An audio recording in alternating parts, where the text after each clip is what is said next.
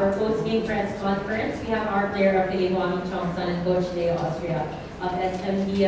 Coach, first of all, congratulations. It's a win, but you almost lost kahit pa lumamang kay West Vegas 19 points. The 5-pack of Converge happened nung kinailangan ng Puni Jumar sa bench. If you could just describe to us how the latter part of the game was played out and everything that happened.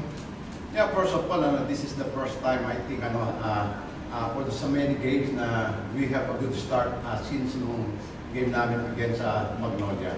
And we dictate the tempo of the game. But in the end game, that's what I've said during our huddle before the game.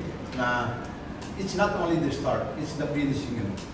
And then that's what happened. But fortunately, we were able to win out of 19 points in the middle of the third quarter. Yeah? But I think our player is so emotional and to the point na nakakakuha kami ng mga technical foul.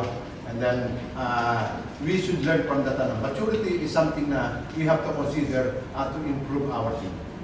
Thank you, Coach. Now, Wami, sabi mo nga kailangan manalo. At tulad din ang sabi ni Coach, this game was emotional, it was physical. You even committed 2 technical fouls. Can you take us back to those moments, the importance, the emotions? How did that all factor in this game? First and foremost, very thankful to the Lord. Glory to Him for our win today. It's a must win. And going back to your question, it's more of the competitive fire. Wanting to win, wanting to make the playoffs. Syempre, I'm a new guy, and as expected naman San Miguel, it's elite team. You can't play the playoffs without San Miguel. And for me, I really was just intense and competitive. And at the end of the day, Alec and I are friends naman off the court. Just on the court. We're now ready for the questions from the video. Thank you. Kaya naman, no? Coach, very crucial thing with you because if you dun sa race number 8,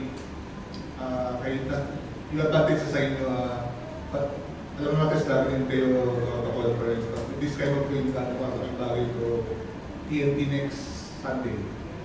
Yeah, that's one of the most important game for us to avoid any complication. And we have to win because contender for the 8th place is Magnolia at saka NLEX. They have 2 games left, so we can never know what will happen. That's why we have to be ready on our game on Sunday against Stock and Tex. But before the game, I told them na I don't want to elaborate the importance of the game. We have to be focused on our execution of our offense and defense. And I'm so happy we have a good start. Nasunod yun, siguro isa na lang, we have to be to think what is really happening in the end game. We should have something to do, where to go, and who's gonna lead the team. And I think one of the players si Wami, but still not enough. And I want him to stop more because there's so many things he can do for the team. Sa conference, problema ko sa import. Si Pope is report import.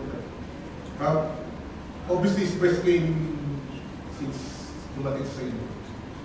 Yeah, I think we're so happy for Malik today. At least even though he's not a scorer, he did his part, especially on rebounding and then trying to eliminate some outside shooting of his man, especially Santos, because we're really worried about Santos because he's one of the best shooter of Converge, and he got a lot of rebound, I think.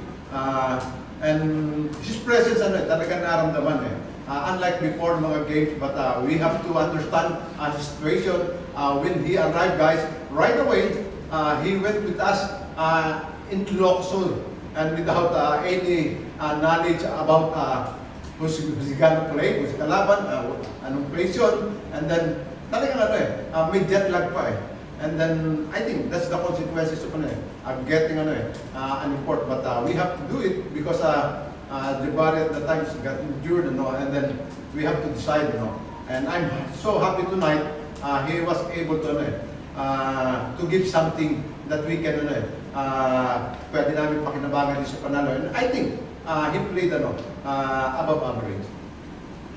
Coach, prior to this game, maganda din ang Wami sa fourth quarter against Northwood. Tapos ngayon, maganda rin ang nilaro niya, nag-start din siya. Dahil pa sa Northwood game, kaya siya nag-start. And do you think mas malaki na yung role ni Wami dito sa Miguel with this performance? So, ever since we acquired him, talagang may role siyang gagawin para sa team. And then alam naman natin, coming from the other team, he can score. Ganyan, But he has to think na this team is halat of player who can score too.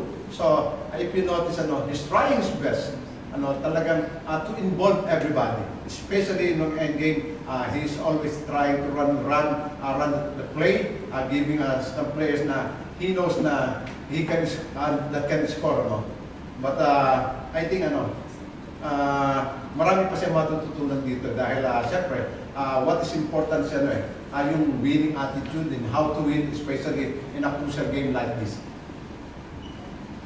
Mami, pinakita mo ulit yung scoring mo for tonight's game. Talaga bang you were set on doing that in this crucial game? Actually, hindi. Yung role ko talaga, we have Junior, we have CJ, we have Jericho, Dottroliano, Mo, underrated scorer. We have a lot of scorers. And my role talaga yung sinabi talaga ni Coach Leo is to get everyone involved first. And then in the fourth quarter, if there's a chance I can call a pick and roll for myself, a chance to be more aggressive, then yun yung opportunity ko. Kasi also parang medyo relatable rin kasi po sa Ateneo na, di ba, with a lot of superstars. Alam yung role ko na at that time was to make sure everyone gets their rhythm first, and then eventually I get myself going. Yung scoring will always be there naman para confident naman ako with myself, knowing na I can score anytime or I can create a shot for myself. But yung important dito sa team is, our priority is Junmar and CJ. Yun yung priority. They've won championships together already, and I'm the new guy, and I'm still getting my foot wet pa rin. So, that's it. Sabi niya, priority si CJ, si Junmar. Priority ko siya, point guard. Dahil he will be the one to set up and lead the team. Wami, anong masabi mo dun sa final stretch of games? I mean, yung next game ninyo would be very crucial. What's your take on that game? Kasi syempre, you're used to also to this kind of pressure games with Terrafim Mag-isa. So how do you think, how do you see this game na? Honestly, I'm just in the moment first.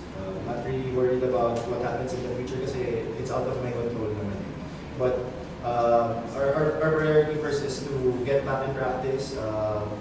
Syempre, reviewing namin yung coach, yung details, how we're going to defend RHJ, Calvin, Artugoy, si Calvin, si Nambata, and si Jason Castro. So yun yung priority namin now. I'm not really thinking about the game yet. Siguro itong bukas na. Just a follow-up, Wami. You mentioned how you're a new guy sa San Miguel, but with this game that turned out to be close in the end, pinagkatiwalaan ka ng coaches, nasa loob ka. What does that mean to you? Actually, it means a lot, syempre. It gives me the confidence, yung tiwala sa akin ni Coach Leo at endgame. Even in the previous games rin naman may times na pinapatapos rin sa akin ni Coach Leo. And gusto ko suklian yung tiwala na binibigay ko sa akin. And with that, we end our post-game press conference. Congratulations. Thank you.